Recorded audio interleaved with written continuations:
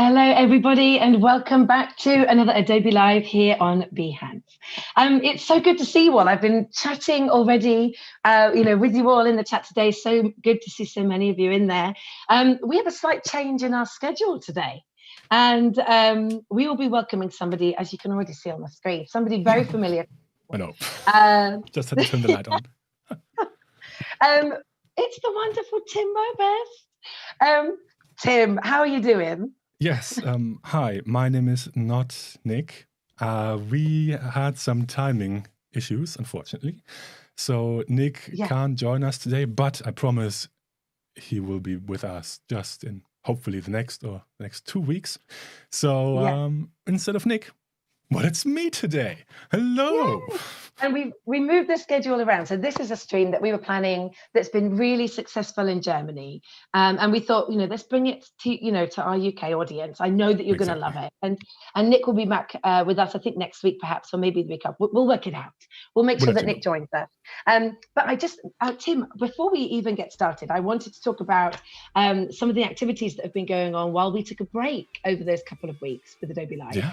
There was a challenge called 5 Summer Things. And you all did so many amazing entries.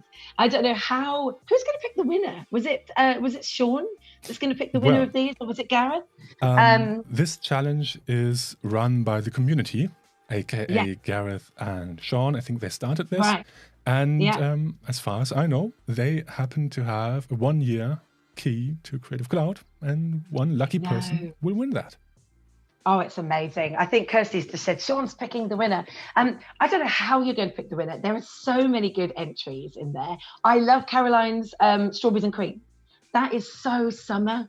I love that one. Stuart's was really good as well. You did a couple of really good ones in there, Stuart. And Sean did a really good pattern that looks like it needs to be on the inside of like notebooks and things. So good. So keep when's it finished? Please pop it in the chat. Let us know. July. So you have another end of July.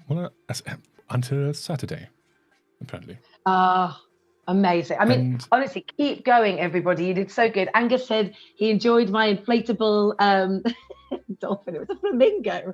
I tried to draw it was me sipping a cocktail on an inflatable in a pool. That was my little entry, which is nowhere near as good as everyone else's entries, but it's good to be in it, right? Good to get creative. Really good to get creative. So hey to everybody, I can see in the chat, we've got Jackie, Stu, Caroline, Sean, you're in there, Sandrine. I've seen so many of you in there. It's so good to be back with you all. It really is. It's so lovely to be on Adobe Live with you all again. Totally. So and today, of course, we're going to be looking at brushes.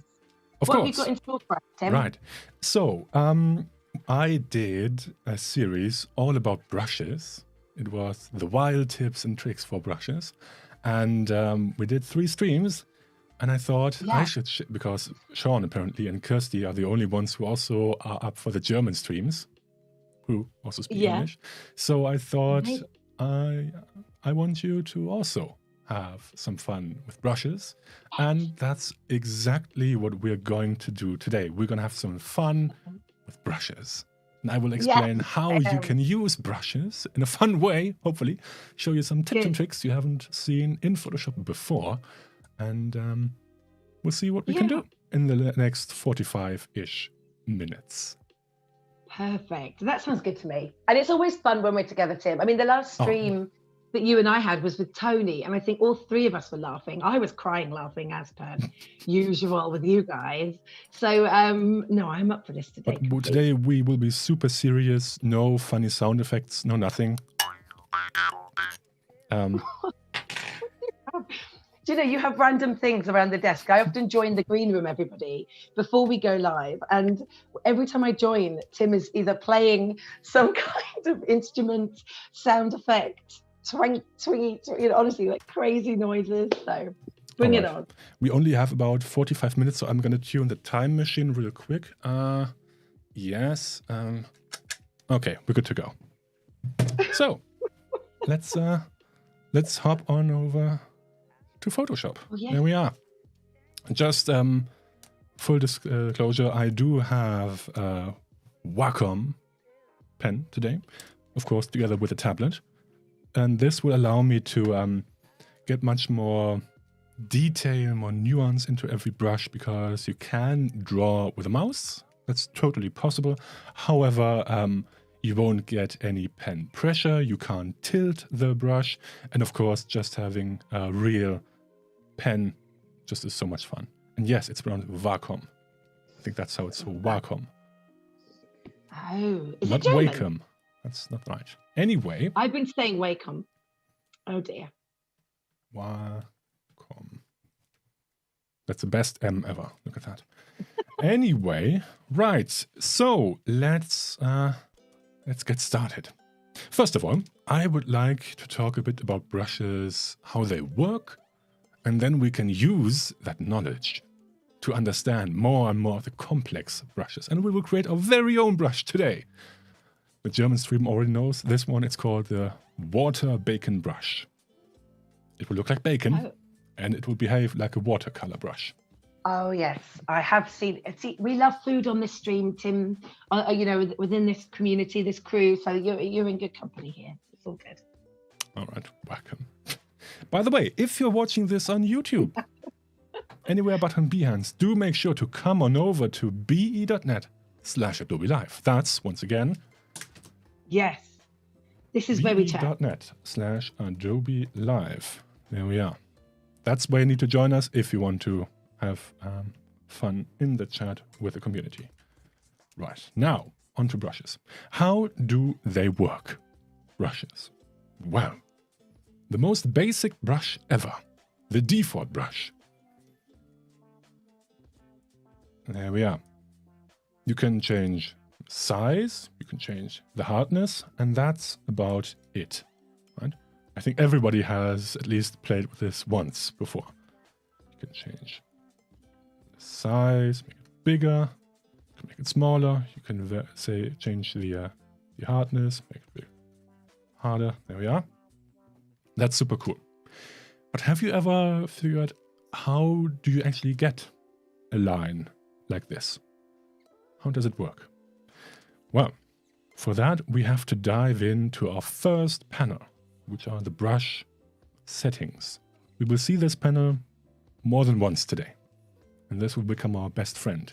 And in there we happen to have a setting called spacing. And if we increase that, and I make some room so we can actually see what's going on, there we are. If I increase the spacing, at some point you will start to see the individual brushes. And these are what we call brush stamps. This is one brush stamp. And if the spacing is large enough, you can start to see the individual ones. So if I now were to paint with said brush, you will see it's no longer really a line. It's just individual stamps. And this is exactly how every brush in Photoshop works. You always have a stamp, and if you happen to place them super close to one another, right, like this, at some point it will look like a line. So far, so good, right? And this also tells us why sometimes brushes may have this weird bumpy look. For example, if I increase the hardness all the way to 100% and I draw like this, can you see all these bumps along the line? This is because the spacing is too high. If I decrease the spacing and draw again, you will see suddenly it's smooth. You can decrease the spacing all the way to 1%, but keep in mind that now, I mean, this will be super smooth, as you can see, like butter, but large brushes will need more Photoshop performance. This will become obvious if you ever use the smudge tool. This really needs a lot of horsepower, and I wouldn't recommend using a spacing of 1% unless you really, really have to. Right. See, I've never drawn in Photoshop before. I would always think of brushes in Fresco and making them in there, you know, and doing the spacing in Fresco. So it's interesting to see it in Photoshop. Yeah, and that's totally possible. You can absolutely draw in Fresco. That's a perfect app. And of course, it has a Windows 10 app. It is on the iPad and the iPhone. But Photoshop was actually the first app to be used as a digital painting in the Adobe suite. And it is still widely used as a painting app, because we will see in a moment when we go into mixer brushes, it's so great to just mix colors around on your canvas. And yeah, really, really fun. Okay. And RB says 4% best ratio for performance and smooth line. Yep, depends on the brush, of course. Some brushes need 4%, others can be a bit higher. As you can see, I can almost go up to 20% and still get a fairly smooth line, right? But yeah, that's just a setting to be played around with. Perhaps it would be a good idea just for us to go through some of the settings in this panel to see if we can understand them and what they do. So let's do that. First of all, we have the brush tip shape. And this is exactly what it says in the tin. It defines the shape of the brush tip, or what I call the brush stamp. So if I would pick another one, and let's go back out, you can immediately see we have a totally different quality for this brush, right? It behaves differently. We suddenly have some spikes in there. If I would pick another one like this, behave differently again. And this one, so to say, is the shape of the brush. How does it look? And this is a great starting point for us to get in our first unique brushes. For example, we could have like some almost some brush strokes like this, or a totally normal one like we had before, like this. There we are. Up next, if we go down one tab, we get into the shape dynamics. In here, we say to Photoshop, how should the brush behave if we press slightly lighter or a bit harder? How should the size, for example, change? This is done by the size control menu. You can say it should always be the same, so no control at all. It should fade over time, which will look like this, right? You can see it always gets smaller. You can say it should be governed by pen pressure, how hard I press on the canvas, how I tilt the pen, or even if I have a stylus wheel, which I don't, I could also use this one. Pen pressure is sort of the default, right? I always have to edit that. If I'm drawing with a vector brush, and it's so sensitive, I find in Fresco, when you're, if you push down just a little bit too hard, you're trying to draw a straight line, it's in the middle. So I always have to edit that and change that, reduce it a bit. Yep. And in Fresco, you can actually define the pressure curve of the Apple Pencil. You can say how much you have to press into the canvas to see a result. We can't do that in Photoshop. If we wanted to change the pressure curve in here, we would have to go to the Wacom drivers over here in the desktop center, and then we could change the behavior of the pressure control. Anyway, moving on. We can also change the size at random, which will look like this. Super cool. We can play with the angle, which doesn't make too much sense since this is a perfectly round brush. And we can also play with other jitters, which will make more sense in just a minute. And perhaps it would be a good point just to create our first brush, because learning by doing is much more fun, isn't it? It is, completely. I have a question for you. Uh-huh. I'm a little obsessed with the comic brushes at the moment in Fresco. Yeah. How would you, so when you draw with some of the comic brushes, it looks like a grid of dots. Mm-hmm.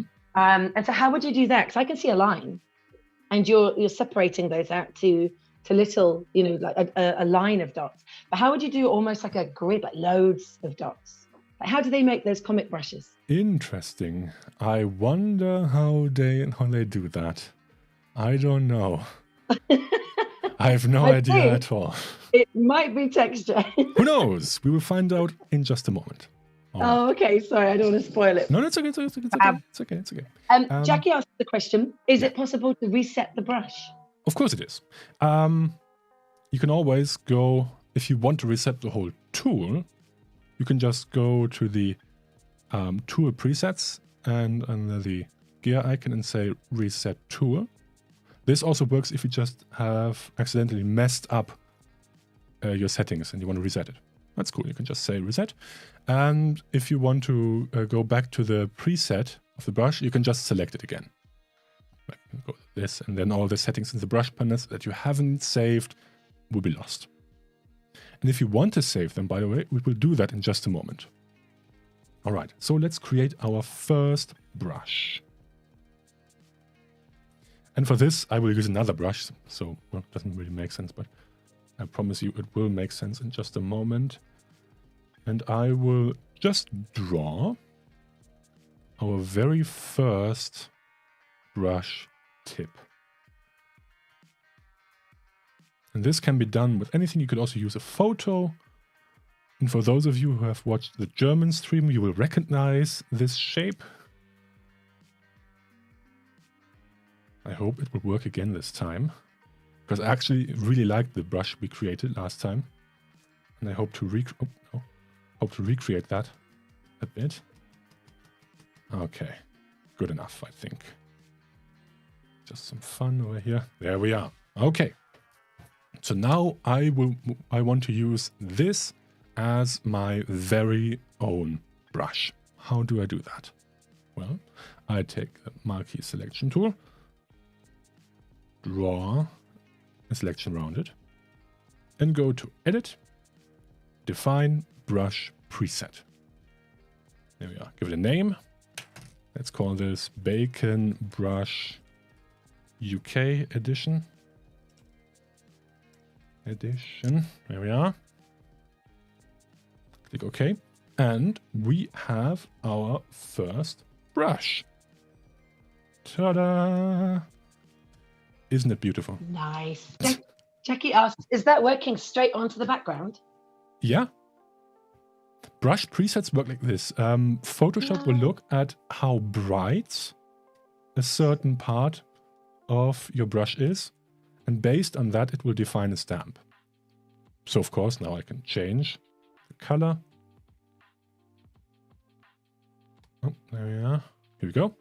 And where the original stamp was dark, in that place, Photoshop will apply color. Where it is lighter, it will apply less color. If it's white, it will apply no color at all.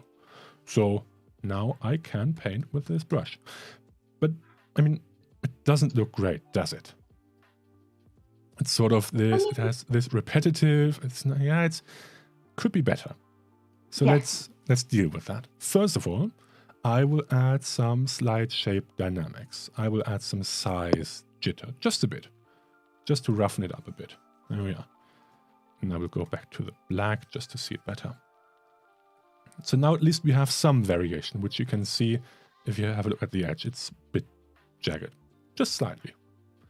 Next, I would like to change the angle jitter slightly. So I will just increase it. And now if you have a look at the preview at the bottom, you can immediately see what I mean by that. Right? Just a bit. Angle jitter, about 2%.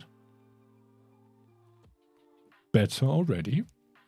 And I would like the direction of the brush to change just the way I draw. So if I draw downwards, I would like the brush also to face downwards. If I draw to this way, I would like to have it also face this way, which it doesn't at the moment. No matter in what direction I paint, it always faces the same direction, if you can see that, right? Yeah, that's cool. But I don't want that. And why did you decide to do, because I think there's a few comments about like the name of this brush, like, like a tire track brush, or Neely says, Neely looks like a Harrison Tweed brush. Why did you decide to do like, Okay. You will So I see feel in a moment why I called it the bacon water brush. It oh, looks a bit yeah, like bacon, doesn't it? it does a bit. Just a bit. But why did you decide to do two darker lines on the outside and lighter in the middle? Is there something that you are going to create and you needed a brush for that purpose? Like why Well, why would yes. you why that style? The purpose was demonstrating how brushes work, and I just played around with it. And I didn't think Okay. of creating anything in particular. It just like weeks ago this was, Yeah. and I found this cool shape. And with some things we will do to this shape, it actually looks like a really cool brush. And I just wanted It to show you does. that you could almost use any shape at all, Love it. and you can create a cool brush out of that. Okay, Wow. now I will apply. We could apply some flip jitters, but this doesn't make sense for our brush. Instead, I will use the angle control. And I will say, please put it in the direction of the brush. And now watch what happens. Now, if I go around, you can see how the brush rotates. Can you see that? Yeah. Right? It literally rotates. Oh, cool. And no matter in which direction I face, it always goes in this exact direction. So Love it. before, circle, and after. Right? Okay, now we're getting somewhere. Because if I were to pick a color, just any color, and I already painted this one, you can already create some cool effects with this. And we're not even done yet. Because now I would like to check out the scattering a bit. Which just means that we can, if you have a look at the preview, they will just move some of the brush stems further away from the brush and some of them in the direction. And let's just use... There we are. Makes it even more random. Perfect. Nice. Okay, we can use more jitter counts if we wanted to, but one is okay. Both axes if we wanted to, but that's okay. Just the one. Great. Now I think we could add some texture, just because this is the second entry in the in the panel. So let's add some texture. And texture is using the pattern panel. Yeah. I have loaded a canvas texture. I know it's very, very small, but this is a canvas texture. This is a slightly darker canvas texture. I've loaded this one in. And we can use this canvas, or let's use something that's super obvious, like this darker canvas. And we can use this texture to add some, well, texture to the brush. And now let's see if we can tweak some of the settings so we can actually see the texture. So the mode I would like to change to, let's use overlay. Just wondering if we can see that. Or let's try a different one. Somewhere where You're saying it's Kermit green, the color, very Kermit. or Constantine. Yes, here we can actually see it here. Very good. Notice how we have now some texture to it. It's no longer just the pure color. Whereas before, look at over here, we just had the pure green, and now if we were to select that green, we actually have some texture to it. And this is done by the canvas.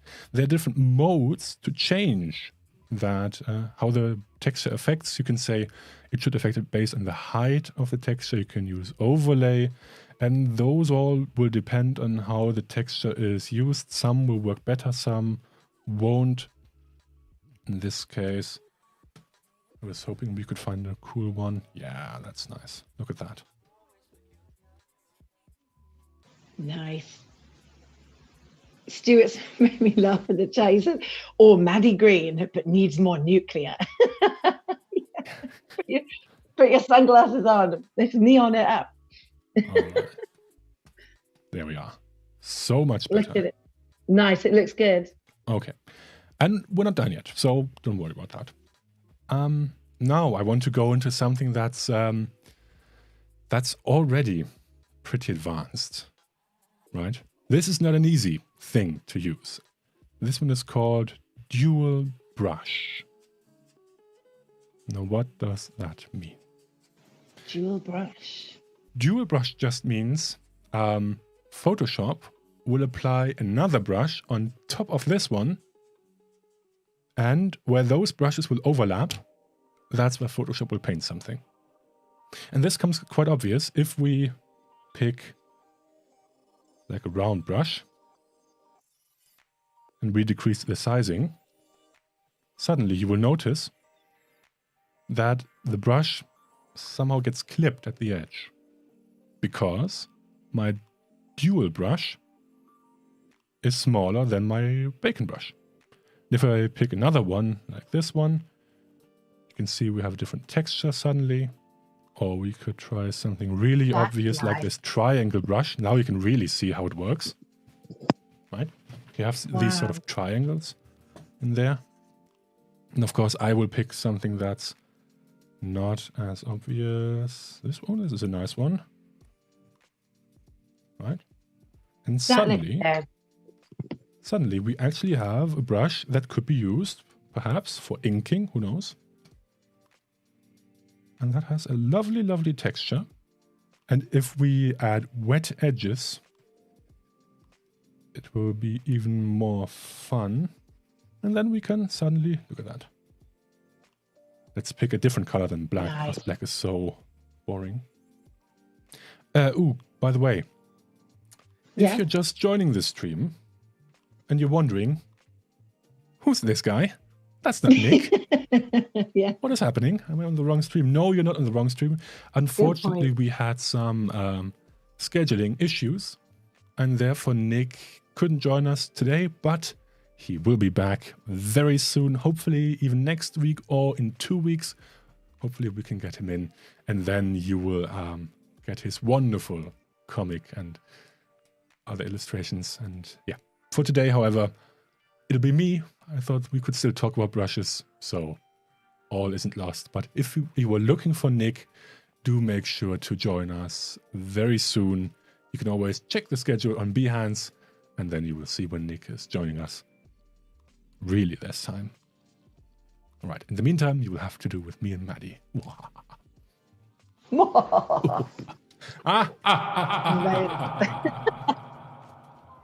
Fancy laugh like that. No. Right, and now you can right away see how wonderful this brush is. And if I pick a different one, perhaps. Oh, yes. Look at that. Isn't that a wonderful brush? What would you use this brush for then, Tim? What kind of artwork are you making where you would use a brush like this? I don't know. I'm not an illustrator. Wherever you feel comfortable. This looks like a wonderful stipple brush. And even just playing around with the colors, you can already imagine seeing all the different nuances and color variations you can play around with. By just, I mean, I'm not drawing anything at all right now. It's just playing around, right? But still, even for that, it can be super, super fun. Just to have some fun. Kat says candy floss. I could see that because it's kind of fluffy around the edges a bit. Right? And just by... You saw how easy it was. If I wasn't explaining everything, I would have created this brush within like 2 minutes. Not even 2 minutes. And imagine just having all the different possibilities. You can create your very own brush tip. You can customize it in any way you want. And suddenly you have your super duper own, very classic, cool own brush. Love it. And random question, Tim. Yes. Random now. You're sitting down. Can you share that brush? So if I made a brush and you were like, Maddy, that brush is amazing, can you send it to me? How would I do that? We will do that in just a moment. Because I noticed we're already at 40 minutes. And we are. I don't think we will get into all the other brushes. So this is just a teaser. How do you save it? How do you save the brush then? At least, and Jackie was good. We will get to that in just a moment. No. It's all going to work out. Okay. I just want to continue quickly this down the set, and then I will talk about how you can save brushes and share. And if you want, I can share it with you, dear community. And you can share your brushes with me. and we can all have fun. Fab. Wouldn't that be great? That's what we want. Okay, and if you could use this brush in the summer challenge, the 5 summer things, for no benefit at all, other than just having a challenge. All right. It would be perfect to use a sand, wouldn't it? In the 5 summer things. There we go. That would be a good brush for sand, and or perhaps even if I giving you a winning entry here, ideas, inspiration. If I use a really blue, you can create some clouds, some fluffy clouds, right? I could see Jackie using this brush for the seagull illustrations, clouds in the sky. I'm not an illustrator, so you have to know how to use this brush. You say you're not an illustrator, Just though, giving you some but you're ideas. really good. You can do all of this. You're very good at all this stuff. Okay. No. So, the Cactus Surfer Part 2. Working at Tesco's. Remember?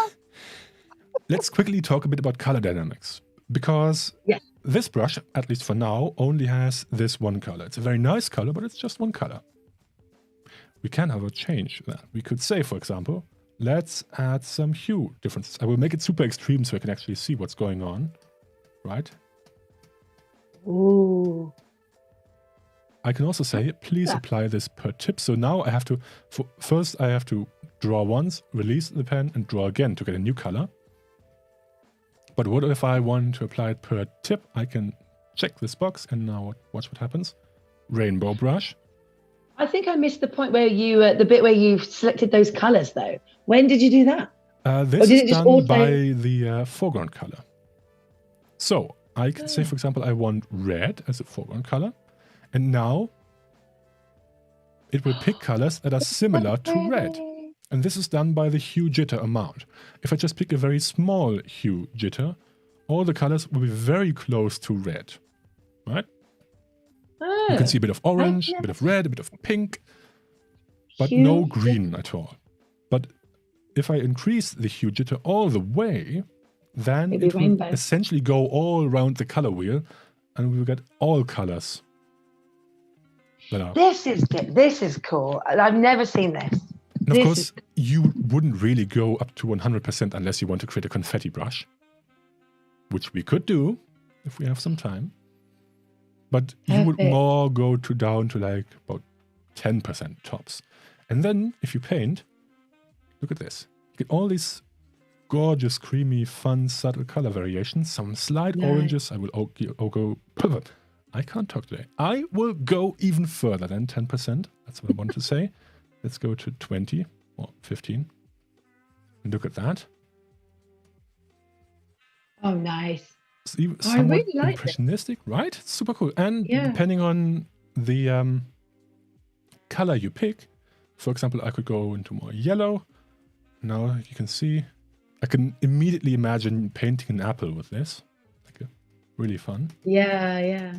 And this also can be done with the saturation, how saturated it should be. So if I go to 100%, you will see some colors are more saturated, others are less saturated.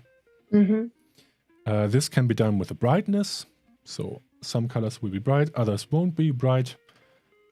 And if you increase everything to max, you will essentially get every single color that's available in the canvas. So where did you find the hue jitters? Was it... They are all found under color dynamics. Color dynamics. Then we have hue, saturation, and brightness. Purity will define how muddy those colors will be. So if I go all the way to the top, you will see they're super vibrant and rich. If I go back, they're more desaturated. So yeah, amazing. This is just a fun thing to play around with. And let me know in the chat, everyone. If this is new to you and you've played, let me know if this is new, because it's new to me. I love that. Let me know if you've never done this before. Cool. Okay. And there are more things which we should totally talk about. For example, the transfer setting. In here, we can define how the brush behaves when I press down harder or softer. For example, we can say, hey, if I want to, if I press lightly, I would like to have a soft opacity. If I want to press harder, I want more ink. This is how you do it. You say pen pressure defines the opacity or the flow.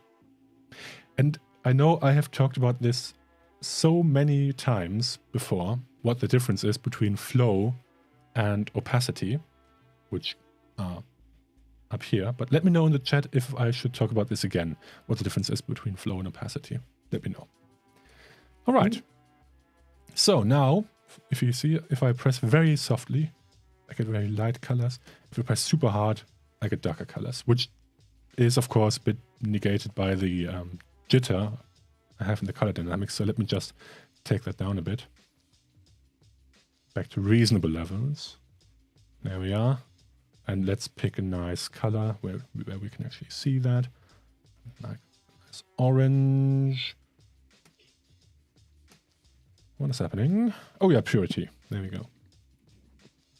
Jackie asked, definitely come back to that again to talk about now, opacity. Now we can see it. If I draw very softly, super light, if I draw harder, you can see it's getting darker. Yeah. That's exactly what's happening with this transfer. And a shortcut to get this also is this button here. This just essentially says, please regard opacity via the brush pressure. And there are some other hieroglyphs which I would love to talk about, but I don't think we have the time for that right now. So, sorry. Apart from this one, maybe. This is the airbrush one, or how it's called here, the build up. And this just means if you hold down your brush and don't move it, it will continue drawing, just like an airbrush. Nice. Normally, if you don't do that and you just don't move your brush, nothing will happen. Right? I'm holding down, nothing happens. If I enable this airbrush mode and I hold it down, the brush will still continue to draw. Imagine holding down the spray can and keeps releasing paint to the canvas. Okay, cool. Let's get rid of that. And what does the chat say? Do they want the difference between opacity and flow? Yes, Jackie definitely said talk about it again, please, Tim. Okay, then we will do that. Just for you, Jackie. Everyone else, just talk amongst yourself for a minute. Okay. I will actually show you first how you can save your brush. Otherwise, if I demonstrate the difference between opacity and flow, I will lose this brush and I would have to create it again. So let's quickly go through the rest and then I will explain the difference between opacity and flow, because it's a really cool one. Okay, now brush pose. This one doesn't really affect us. We can say how it should behave if we tilt the brush. We won't get into that today. But if you ever want to get into that, have a look at some of the Kyle Webster brushes, because all of them are created just like we created our brush right now. They are all just a variation of all the different sliders, buttons, and effects we changed today. Just Kyle took a bit more time than we did. Some of his brushes weren't made in like 10 minutes. Well, this is a very sophisticated way of doing it, and all the detail, the attention to detail on every single part. And I've loved, looking at how you can bring in all of the other colors to it. I'm going to use it for that. Mm-hmm. And Daryl asks, would you create your brush on a large canvas before saving? So the way it works is Photoshop remembers this brush stamp and it will scale it up or down depending on the brush size you use. So if your original stamp is 100 pixels tall, if you scale the brush size larger than that, Photoshop will have to scale that stamp up. It can look blurry then, or pixely, depending on how large your brush is. So, if at all possible, try to create the original brush as large as possible, but not too large. Why am I saying this? Because if the brush is too large, you will have a negative performance impact, because essentially Photoshop always has to create this huge brush stamp for every single line, and that's not super great. So try to think of how large you would like to use it and go with that. So, for example, if I want to scale this one up all the way to 400 pixels. It still works, yes, but at some point you will start to lose some texture. This isn't a huge issue because we have played around with some tricks in here, like the dual brush and the texture. This one helps too. So it isn't too much of an issue, but I wouldn't scale up like a 5-pixel brush to 500 pixels. That wouldn't work. Oh, so there's questions in the chat about 1000. Daryl asks, what about 1000 by 1000? Yeah, like I said, it totally depends on your performance of your machine. If you're just on a MacBook Air from 2013, then you will have issues with huge brushes. It will depend on the spacing, because I can show you actually. If I set the spacing all the way to 1%, and let's see if it works. Oh, actually, it keeps up quite well. But you can somewhat see that it's slow, somewhat starts lagging behind, just slightly. This isn't a huge brush. Oh, there we go. Now you can see it, right? How it's, if I draw super fast, how it's lagging behind. So I draw, take my hand away, and it's still drawing. That's the issue with lagging behind. And this happens if your spacing is too low. If I increase the spacing again, and now I draw super fast, it's not lagging at all. And now this is like all the spacings, the brush size, your computer performance, it all meshes together. So I can't really give you a sweet spot. However, I usually use around 500 to 1000 for the dimensions, roughly. Good tip. Okay. Definitely. So now that we have walked through pretty much all the settings, and of course you can get way deeper into everything. You can see the texture, you can say, you can specify the scale, brightness, contrast, and so on and so forth.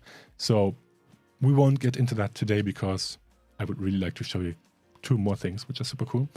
So let's save this brush. Let's save it. For that, we have this plus icon down here. Let's click on that. Let's call it Bacon Brush UK Edition. There we are. And we can say, yes, please include the color, if we wanted to. We could say include the tool settings, which just means that if someone is, for example, on the smudge tool, should Photoshop automatically switch it to the brush tool for them. This is important if you use mixer brushes, for example, and you need a mixer brush for this brush, then you would have to say, yes, include tool settings. I don't have to do that for now. That's okay. Capture brush size and preset. Yeah, we can do that. You can also uncheck this one if you wanted to, and then we click OK. And now, if we zoom out and we open our brush menu, we will see the one before we had, where we didn't have any options. Remember this one? Right? Now you see what I meant by it will look better than this. And let's just zoom up here. I'm getting messages. Anything important? Nope, nothing important. Okay. And going back, now I can select the new one. And immediately you will see what a difference. And how do you share that, Tim? That's the good point. That's the one I want to know. Now let's say I want to share this one with you. How do I do that? Well, I can open the library panel. There we go. And now this is important. We can't just open this brush menu and try to drag it from here to over there. This doesn't work.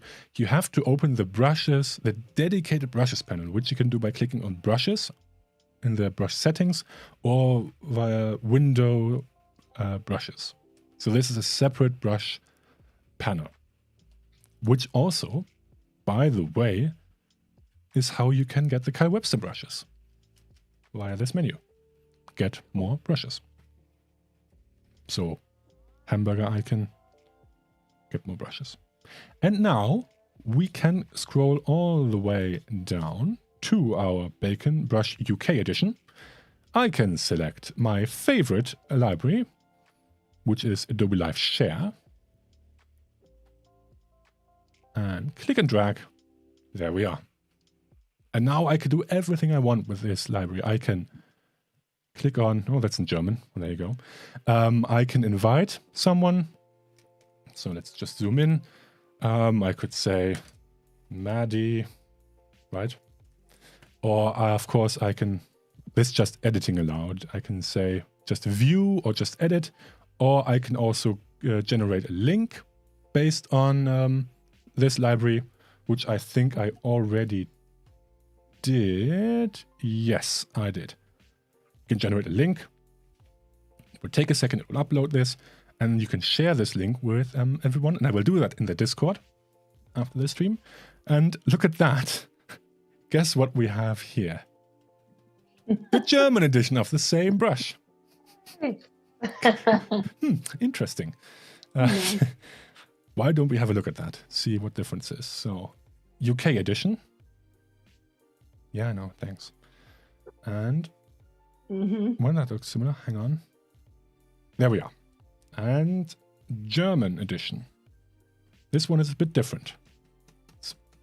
Ooh. But also pretty nice. Yeah. Both good though. Right? Both good. And we don't have time to go into it today, No. but there's obviously lots of other brushes or ways that we can make brushes through Adobe Capture. So many There's ways. so much we can cover. So much to explore. I will leave you with one last tip because we only have 3 minutes. But I really wanted to show this one. We will actually today sharpen our brushes in Photoshop. Yeah. Okay. This one all, unfortunately, because I did this demo in the German stream, so these are all in German. Apologies. But this still works for you. So, to get some of the cool brushes, go to the hamburger icon and go to Legacy Brushes. And yes, please restore. Maybe it will even show this in English now. Let's see. Yes, it does. And why would you want to sharpen your brushes, by the way? What's the need for I'll this? show Why you. would you do I'll show you in just a moment. And some of the older brushes, if you look at this, you always have the brush tip or the stamp, but some of the older ones have a tool, which looks like a real brush or a real pencil, like this one. Now, let's select one of them. Square charcoal sounds nice. And now watch what happens. If I tilt my pencil, you can see how the brush preview also tilts.